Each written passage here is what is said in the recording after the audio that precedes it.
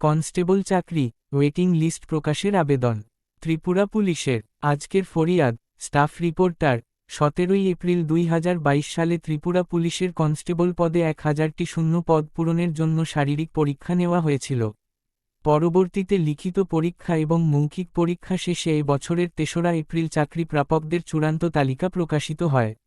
সেই তালিকায় দেখা গেছে এরকম কিছু বেকার যুবক যুবতী রয়েছেন যারা ইতিমধ্যেই রাজ্য এবং কেন্দ্রীয় সরকারের অন্যান্য বিভিন্ন দপ্তরে চাকরি পেয়ে গেছেন।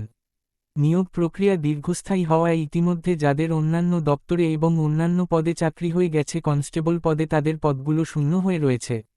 এটা এক প্রকার প্রায় নিশ্চিন্তই তারা ওই পদে আর যোগদান করবেন না। তাই যারা লিখিত পরীক্ষা এবং শারীরিক পরীক্ষা উত্তীর্ণ হওয়ার পর মৌখিক পরীক্ষা কিছু কম নাম্বার পাওয়ায় চূড়ান্ত তালিকায় উত্তীর্ণ হতে পারেনি, এবার তারা চাইছেন কনস্টপদক কনস্টেবল। এরপর 7 পৃষ্ঠায় কনস্টেবল চাকরি পদে নিয়োগ সংক্রান্ত আরেকটি ওয়েটিং লিস্ট ঘোষণা করুক রাজ্য সরকার তথা রাজ্য আরক্ষা দপ্তর।